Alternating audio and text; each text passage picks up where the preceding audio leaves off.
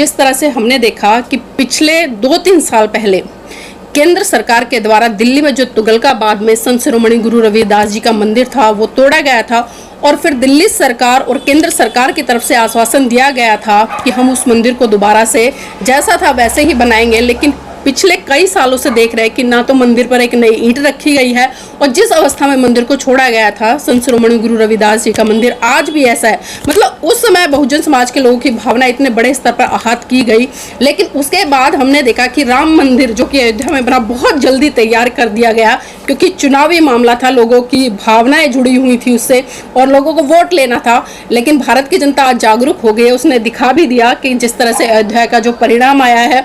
और social media पर आज कई फोटो वायरल हो रही है जहां पर राम मंदिर की दीवार है वो भी ढह गई है, उसकी छत भी जो है मतलब पानी टपक रहा है, जो लोगों ने फोटो वायरल की हैं। और कई जगह तो बहुत बड़े बड़े गड्ढे हो गए मेन रोड पे। तो लोग सवाल कर रहे हैं कि श्री राम जी ने कम से कम अपनी छत तो बचा लेते, अपने दीवार तो बचा लेते, या उस गड्ढे जो रोड पे हुए हैं उनको तो बचा लेते। लेकिन साथियों, हम ये चीज़ें समझते नहीं, सिर्फ हम आस्था में अंधे होकर भेड़ चाल चलते जाते हैं। तो सर, अभी दोबारा से फिर एक और मुद्दा मंदिर को लेकर ऐसा गरमाया है। हमने देखा कि चुनाव से ठीक 2 दिन पहले जिस तरह से पुराना संसद भवन है उसमें 4 महान पुरुषों की जो मूर्तियां हैं बड़ी बड़ी लगी हुई थी, जिसमें कि संविधान के रचयिता परम पूज्य बाबा साहब और राष्ट्रपिता ज्योतिबा फूले, महात्मा गांधी और छत्रपति साहू जी महाराज, मतलब इन 4 महान विभूतियों की मूर्ति वहां पर लगी थी। और ये ठीक एक दिन चुनाव से पहले रात के अंधेरे में चारों मूर्तियां वहां से हटवा दी गई। जब लोगों को सुबह पता चला तो बहुजन समाज के लोगों में कहीं ना कहीं एक आक्रोश देखने को मिला, और उन्होंने एक बहुत बड़ा मतलब आक्रोश प्रदर्शन भी किया। और साथियों, ये मूर्ति जो चारों मूर्ति, खासकर मैं बाबा साहब की मूर्ति की बात करूं तो बाबा साहब की मूर्ति 1964-65 में एक बहुत बड़ा आंदोलन आरपीआई के तहत किया गया था, जिसमें कि लाखों लोग बहुजन समाज के जेल में गए थे और सैकड़ों की संख्या में महिलाएं थी जिन्होंने जेल में ही बच्चों को जन्म दिया था। तो बहुजन समाज के लोग जब अपनी पे आते हैं तो कहां से कहां तक क्या कर गुजर जाते हैं शायद लोगों को पता नहीं है। और इसलिए मैंने 1964 और 65 का आरपीआई का वो आंदोलन याद दिलाया है आज लोगों को कि जब बहुत बड़ा आंदोलन किया गया तो तब बाबा साहब की मूर्ति वहां पर संसद भवन में लगाई गई थी। लेकिन फिर से रात के अंधेरे में उस मूर्ति को मनुवादी लोगों के द्वारा, जो सत्ता पक्ष है उसके द्वारा हटवाने का काम किया गया। तो इसी को लेकर साल 26 जून को जंतर मंतर पर एक बहुत बड़ा आंदोलन हो रहा है, जो कि बहुजन समाज के लोग मिलकर कर रहे हैं। तो सर, इस आंदोलन की दिशा व दशा को आप किस तरह से देख रहे हैं? क्या आंदोलन मूर्ति स्थापित कर पाएगा या फिर पहले की तरह आंदोलन करके लोग घरों में बैठ जाएंगे? देखिए, जो आंदोलन है ये तो स्वागत योग्य है और होना चाहिए। और जो वहाँ से मूर्तियाँ हटाई गई हैं तो एक तरह से तो मैं कहता हूँ कि ठीक है, अच्छा किया है, मूर्ति हटाई गई हैं, लेकिन अब मूर्तियाँ लगाई भी जानी चाहिए। और मूर्ति लगाने से पहले अब तक जो भारत का जो संविधान है, भारत की जो संसद है, उसने लगभग 70 वर्षों की जो यात्रा पूरी की है जी। उन 70 वर्षों में जो है बहुत कुछ देश ने देखा है। बहुत से महापुरुषों का जो इतिहास है, जो कि दबा दिया गया था, जो कि निकलने नहीं दिया गया था, अब वो भी बाहर निकल कर लोगों के सामने आया है। और अब जो है यह समय आ गया है कि इस देश के सच्चे सपूतों, इस देश के देशभक्तों की जो मूर्तियां हैं वो संसद भवन में स्थापित होनी चाहिए। और जो देश के गद्दार हैं उनको जो है संसद भवन के आसपास भी नहीं भटकने देना चाहिए। लेकिन ये कार्य अगर ईमानदारी से हो तो, ऐसा नहीं होना चाहिए जैसे कि जब मोदी जी को विश्व की सबसे ऊंची मूर्ति बनानी है तो उनको सरदार पटेल याद आते हैं जी। वही सरदार पटेल जिन्होंने बाबा साहब डॉक्टर भीमराव अम्बेडकर का हर कदम पर विरोध किया, उनके हर कदम पर जो है बाधाएं उत्पन्न की और जातिवादी मानसिकता से भी उनको देखा जो है। और मोदी जी जो है यह आकलन करने में पूरी तरह से असफल रहे कि विश्व की भारत की ओर से सर्वमान्य जो विभूति है, जो महापुरुष है, वो कौन है।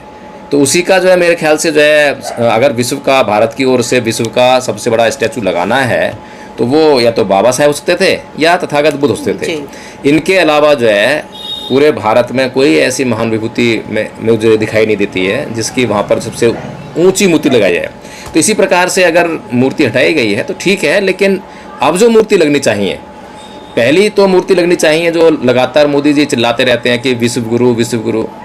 तो इतिहास में अब आप जो है विद्वानों को बैठाइए और पूरे विश्व के विद्वानों को बैठाइए और पता कीजिए कि भारत को विश्व गुरु का दर्जा जो है किस महापुरुष की वजह से मिलता है। तो सबसे पहली मूर्ति तो उसकी और बड़ी मूर्ति लगनी चाहिए, भव्य मूर्ति होनी चाहिए।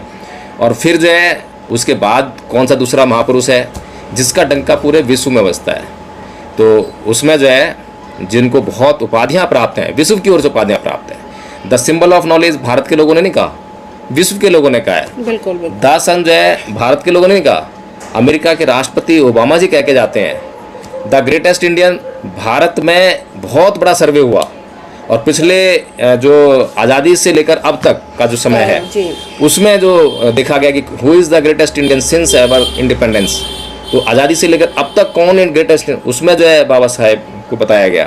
कुल मिलाकर ये है कि पहले भगवान बुद्ध की मूर्ति लगनी चाहिए भव्य और विशाल, और राष्ट्रपति भवन गवाह है कि राष्ट्रपति भवन में जो है भगवान बुद्ध की मूर्ति विराजमान है। क्यों विराजमान है? क्योंकि विदेश के लोग जो हैं, विदेशी अतिथि जो है वहाँ आते हैं, ठहरते हैं, तो उनका जो पता लगे उनको कि बुद्ध जो है भारत के हैं और भारत जो है बुद्ध से है। और राष्ट्रपति भवन में जो है और भी प्रतीक जो हैं जो बौद्ध धर्म के हैं वो स्थापित हैं। तो इस तरह से जो है अगर ईमानदारी से अब जो मूर्तियाँ लगेंगी नई संसद में, और पुरानी संसद में जो मूर्तियाँ लगी थी, मैं समझता हूँ कि उनको पुनर्स्थापित करना चाहिए। ये आंदोलन होना चाहिए और आंदोलन जो है सटीक होना चाहिए। दूसरा ये है नीलम जी, जो लोग आंदोलन कर रहे हैं, आंदोलन करने वाला व्यक्ति जो है हमेशा एक उद्देश्य रखता है। उद्देश्य जो आपको दिखाई देता है, जो जनता को दिखाई देता है, वो उद्देश्य तो सेकेंडरी होता है, लेकिन प्राथमिक उद्देश्य कुछ और होता है।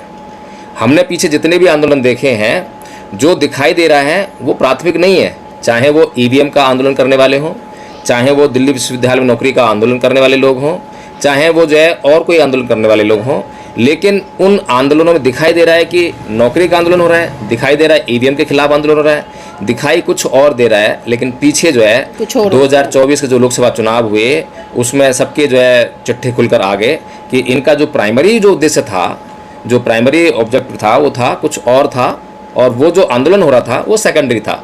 तो इसीलिए इस आंदोलन को जो नेतृत्व प्रदान कर रहे होंगे, क्योंकि आम आदमी, आम नेता जिसके पास पैसा नहीं है, धन नहीं है, नहीं, लेकिन सर अगर हम निष्पक्ष तरीके से देखें, चर्चा करें या विश्लेषण करें, क्योंकि आंदोलन जब भी कोई भी व्यक्ति करता है उसका जो प्राथमिक ध्येय होता है वो होता है आंदोलन की सफलता। और सफलता तभी है जब जिस डिमांड को वो लेके बैठा है तब तक वो डिमांड पूरी नहीं हो जाती, वो आंदोलन से नहीं उठता, चाहे कुछ भी हो जाए। लेकिन हमने देखा अभी जो नीलम जी ऐसा है, नहीं सर मैं वही बात कर रही थी, जैसे ईवीएम का आंदोलन हुआ, ईवीएम नहीं हटी, लोगों ने फिर उसी ईवीएम से चुनाव लड़ा, लोगों ने नौकरी के लिए आंदोलन करा, लेकिन नौकरी मतलब न्याय नहीं मिला, उस प्रिंसिपल को सस्पेंड नहीं किया गया, उसको अरेस्ट नहीं किया गया, मतलब आंदोलन खत्म हो गया, खड़े हो गए।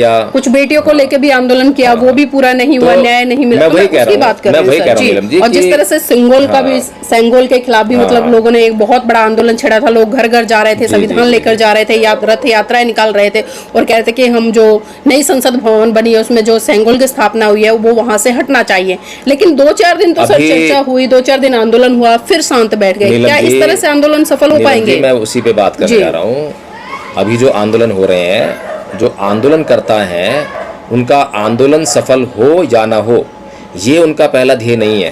पहला ध्येय यह है कि इस आंदोलन के जरिए मुझे पब्लिसिटी मिल जाए, मैं चर्चित हो जाऊं, मैं वायरल हो जाऊं, और फिर जो है मुझे राजनीति में मुझे जो अवसर चाहिए वो अवसर मुझे मिल जाए। पहला उनका जो है ये है। तो दूसरा निजी स्वार्थ हो गए ना, अगर हम एक तरह से देखें तो। बिल्कुल, अगर निजी स्वार्थ से लिप्त आज के जो हमें जो चर्चित चेहरे दिखाई देते हैं, नेता दिखाई देते हैं, अगर वो निजी स्वार्थ से ना हो और सामाजिक उद्देश्य कोई पूरा करने में लगे हों, तो ये समाज कब का आगे बढ़ जाए, बहुत आगे बढ़ जाए। अभी ये बात बहुत बुरी लग रही होगी जो समर्थक लोग जो हैं, और समर्थक लोग समर्थक होते हैं, अंधभक्त होते हैं, वो चाहे मोदी जी के हों, बीजेपी के, आरएसएस के हों, कहीं के भी हों। तो कहने का मतलब यही है कि जो जन भावनाएं हैं, जन भावनाओं को एनकैश करना। अब बाबा साहेब की मूर्ति के प्रति जो है उनके साथ में जन भावनाएं जुड़ी हुई हैं। अब इस टाइम जो प्रोमिनेंटली जो आंदोलन करेगा, अब आंदोलन भी कैसा होगा, एक मंच लगेगा और उस मंच पर जो है ये सारे जो बागड़ बिल्ले हैं, मैं तो बागड़ बिल्ले कहता हूँ, सीधे सीधे जो है ये सारे इकट्ठे होंगे और इसमें जो है किसी भी ऐसे आम व्यक्ति को जो है वो शामिल नहीं होने देंगे जो कि कुछ योग्यता रखता हो। लेकिन ये सब जो है आपस में मिलजुल कर ये बताने का प्रयास करेंगे कि देखो भाई, ये वाला आदमी जो है ये वाला आंदोलन कर रहा है, ये वाला नेता ये वाला आंदोलन कर रहा है, और सब एक दूसरे की जो है तारीफ करेंगे। वहाँ आलोचनात्मक जो दृष्टि है कोई अपनाने वाला नहीं है। हमने जो है जो दिल्ली विश्वविद्यालय में आंदोलन हुआ उसमें चंद्रशेखर जी अब जो निर्वाचित सांसद हैं, वो पहले उनका वक्तव्य सुनने में आया कि इस आंदोलन का कुछ होने वाला नहीं है, मना कर दिया उन्होंने आने से। और बाद में जब ये बात जो है जब फैली तो शायद दबाव महसूस किया और उस आंदोलन में आ गए। इसी तरह से उसमें जो है बसपा के लोग भी पहुंच गए, इसी तरह से बामन मिश्रा जी पहुंच गए। अब ये लोग जो है उस आंदोलन में क्यों जा रहे हैं? उस आंदोलन की सफलता से इनको लेना नहीं है कि ये आंदोलन सफल हो जाए, इस आंदोलन के जरिए जो मुद्दे रखे गए हैं वो हमारे पूरे हो जाए। इसमें ये दबाव था, आदरणीय चंद्रशेखर जी को दबाव ये था कि भाई देखो, एक समाज की लड़की जो है वो आंदोलन कर रही है और आप लोग नहीं जा रहे हो, आप कैसे तो एक प्रेशर पड़ रहा था। ये प्रेशर जो है जो फील कर रहा था वो जा रहा था। तो ये जो समाज का जो ढर्रा है, समाज का जो दृष्टिकोण है, जो सोचने का ढंग है, उसमें फॉल्ट है। समाज जो है बहुत ही बारीकी से विश्लेषण करे। अभी मेरे ख्याल से जो है जो आंदोलन की जो आवाज़ उठाई है वो डॉक्टर उदित राज और राजेंद्र पाल गौतम जी जो हैं, इनके द्वारा ही मुझे लग रहा है उठाई गई है। अब दोनों ही जो है, एक कांग्रेस पार्टी से और एक जो है आम आदमी पार्टी से है, अभी त्यागपत्र नहीं दिया है। और मैंने कहा भी था कि अगर वास्तव में समाज के हित में आप जो चाहते हैं और बाबा साहेब की मूर्ति के लिए आंदोलन करना चाहते हैं तो सबसे पहले तो इन दोनों पार्टी से आप त्यागपत्र दे दीजिए, क्योंकि बाबा साहेब की विचारधारा का इन दोनों पार्टियों ने ही गला घुटने का काम किया है, बर्बाद करने का काम किया है। कांग्रेस ने तो अब तक जो है, जब तक कांशीराम जी ने अपना आंदोलन शुरू नहीं किया तब तक जो है बाबा साहेब को कहीं दिखाई नहीं देने दिया, पता ही नहीं लगने दिया। किताबों के माध्यम से केवल नेहरू जी, गांधी जी और पटेल जी दिखाया करते थे और इसके अलावा कोई दिखाई नहीं देता था। और ऐसे जो है आम आदमी पार्टी सारे ऑफिस में जो है भगत सिंह और बाबा साहेब की तस्वीर लगा दी। लेकिन वही केजरीवाल जी जब बाबा साहेब की 22 प्रतिज्ञाएं लेने का काम जो है आदरणीय राजेंद्र पाल जी करते हैं तो उनसे जो है इस्तीफा मांग लेते हैं और उनके खिलाफ जाकर जो है गुजरात में कैंपेन में ये नारा लगाते हैं, कहते हैं कि मैं अवतार लिया, मैं कृष्ण का वंशज हूँ, भगवान ने भेजा असुरों का नाश करने के लिए, वध करने के लिए। मतलब तो, असुर किसको कह रहे हैं? असुर किसको कह रहे हैं? असुर सीधे सीधे कह रहे हैं राजेंद्र पाल गौतम जी को। अब राजेंद्र पाल गौतम जी को मैं कई बार जो है ये बातें मतलब कहता भी हूँ कि भाई आप अगर बुद्धिजीवी वर्ग से आते हैं, एडवोकेट है, कम से कम इतना तो समझ होनी चाहिए, दूरदृष्टि होनी चाहिए कि कौन व्यक्ति हमें क्या कह रहा है। आप भी हमारे देश के राष्ट्रपतियों की तरह हैं। पूर्व राष्ट्रपति रामनाथ कोविंद जी 3-4 बार मंदिर में गए, धक्के खा के आ गए, घुसने नहीं दिया। अभी वर्तमान राष्ट्रपति जो है तो आप भी उन्हीं की तरह व्यवहार कर रहे हैं, मतलब गुलामी में लगे हुए हैं। और वो भी जब आपके ही उस पार्टी के एक मंत्री ने बिल्कुल खुलासा करते हुए, राजकुमार आनंद जी ने जो इनकी जगह मंत्री बनाए गए थे, उन्होंने त्यागपत्र दिया है, इस्तीफा दिया है। लेकिन जब आप त्यागपत्र दे रहे हैं, आपका पार्टी विरोध हो रहा है, तो आपके ही समाज से जो 11-12 जो विधायक हैं वो आपके साथ नहीं आ रहे हैं। तो सीधी सी बात है कि आप अगर समाज के हित में काम कर रहे हैं और आपके साथ में वो समाज के 11-12 जो विधायक है वो नहीं आ रहे हैं तो वो समाजी गद्दार हैं। ऐसे ही जब राजकुमार आनंद जी जो हैं, जब इन बातों का खुलासा करते हुए कि केजरीवाल जो हैं जातिवादी व्यक्ति हैं, वो साफ-साफ कह रहे हैं आरक्षण विरोधी हैं, जब वो ये बात कह रहे हैं और त्यागपत्र दे रहे हैं तो आप पार्टी से त्यागपत्र नहीं दे रहे हैं, तो यानी कि आप जो है समाज के विरोधी हैं। आप कैसे मतलब समाज के कैसे हो गए? तो इसीलिए अगर ये दोनों ही, अब मैं क्या कहूँ, बहुत कुछ कह सकता हूँ लेकिन मैं अपनी थोड़ा सा मर्यादा में रहना चाहता हूँ। तो अगर दोनों ही लोग जो है वास्तव में बाबा साहेब की मूर्ति को लगाना चाहते हैं और समाज को गुमराह करना नहीं चाहते, दोनों बातें अलग अलग हैं। एक तो बाबा साहेब की मूर्ति को लगाना वहाँ पर जो है, समाज तो सर खड़ा है ना साथ, क्योंकि हम सोशल मीडिया पर देख रहे हैं समाज के ही तमाम लोग। मैं कुछ कह रहा हूँ नीलम जी, अभी जो है थोड़ा सा ध्यान देने वाली बात है। मैंने कहा है कि एक बात तो यह है कि बाबा साहेब की मूर्ति लगाना चाहते हैं और दूसरी बात यह है कि समाज को गुमराह करना नहीं चाहते हैं। तो आपको सबसे बढ़िया काम ये है, सबसे पहले जो है आपको दोनों अपनी अपनी पार्टी से त्यागपत्र दे दीजिए, बिल्कुल प्योर हो जाइए, पहले तो शुद्धिकरण करिए अपना जो है। क्योंकि जब तक आप इन पार्टियों से अटैच रहेंगे और आपकी इन पार्टियों में नहीं चलती है, बाबा साहेब ने भी जो है कांग्रेस का मंत्रिमंडल स्वीकार किया, कांग्रेस सरकार में मंत्री रहे, लेकिन बाबा साहेब की जो स्थिति थी, बाबा साहेब ने कांग्रेस की नीतियाँ स्वीकार नहीं की। तो इस तरह से अगर आप जो है कांग्रेस के अंदर जा सकते हो, रह सकते हो, आम आदमी पार्टी अगर रह सकते हो, तब तो आप ठीक है, तब तो आप समाज के हो। लेकिन हमने देखा है और आपने दिखा दिया है, डॉक्टर उदित राज को भी देख लिया कि लास्ट मोमेंट तक जो है वो टिकट का इंतजार कर रहे हैं भाजपा में। वही उदित राज अगर 1 साल पहले भाजपा के मुंह पर जो है अपना त्यागपत्र देकर मारते जो है तो शायद समाज में जो पुनर्स्थापित हो गए होते। लेकिन समाज से गद्दारी करने की जो नियत है, समाज से बेईमानी करने की जो नियत है, वो अंतर्मन में समाई हुई है। इसी प्रकार से जो है, जब ये सांसद थे, एक बीफ का मुद्दा उठा था, उस समय मुझे भी याद है, हम गुजर रहे थे कहीं से, तो वहाँ पर भारतीय जनता पार्टी की जो लोकसभा की मीटिंग हो रही थी और जो युवा मोर्चा है भाजपा का, वो उदित राज जी के खिलाफ में नारे लगा रहा था कि उदित राज मुर्दाबाद, मतलब बहुत अपशब्द भी बोल रहा था। लेकिन तब भी वो मतलब सांसद की कुर्सी पर टिके रहे, उन्होंने तब भी अपना ये स्वाभिमान नहीं समझा। जो राजेंद्र पाल गौतम जी हैं, उनको किस तरह से अपमानित किया गया, इससे बड़ा अपमान क्या होगा कि आप यहाँ त्यागपत्र दे रहे हैं और वहाँ पर जो गुजरात में आपको जो असुर कह रहे हैं, आपका संहार करने की बात कर रहे हैं। इतना ही नहीं, वो कह रहे हैं कि भैया नोटों पर जो है लक्ष्मी गणेश का फोटो आना चाहिए। अरे भाई, हद कर दी। ना तो बाबा साहब इसके पक्ष में, ना भगत सिंह इसके पक्ष में। ये आदमी कितना झूठा और कितना बेईमान है, और ऐसे झूठे और बेईमान आदमी, और आप जो है उसके प्रभाव में है।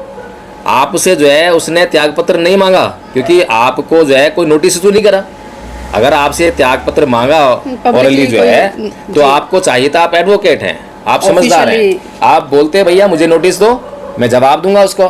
फिर उसके बाद त्यागपत्र जो है खाली ये मंत्री पद से नहीं दूंगा, मैं आपकी पार्टी से भी दूंगा, है ना। तो इस तरह से जो है वो समाज में एक बहुत बड़ा चेहरा बनकर उभरता है। अभी भी उभरे चेहरा जो है, क्योंकि समाज जो है ज़्यादा गहनता के साथ में जो जांच नहीं करता है। जांच ना करने की पुरानी आदत है, मानने की आदत पुरानी हो गई है। उसके बाद बहुत मंच मिले हैं उन्हें, पूरे भारत में लोगों ने बुलाया है। बस 22 प्रतिज्ञाएं लोगों को याद हैं, बाकी जो है क्या गतिविधियां चल रही हैं। नेता तो और भी 12 हैं जो चुने गए हैं। इस तरह से नीलम जी, ये जितने भी चर्चित चेहरे हैं जो आंदोलनकारी हैं, आंदोलनजीवी भी कह सकते हैं इनको, जो है आंदोलन करने की आदत पड़ी हुई है।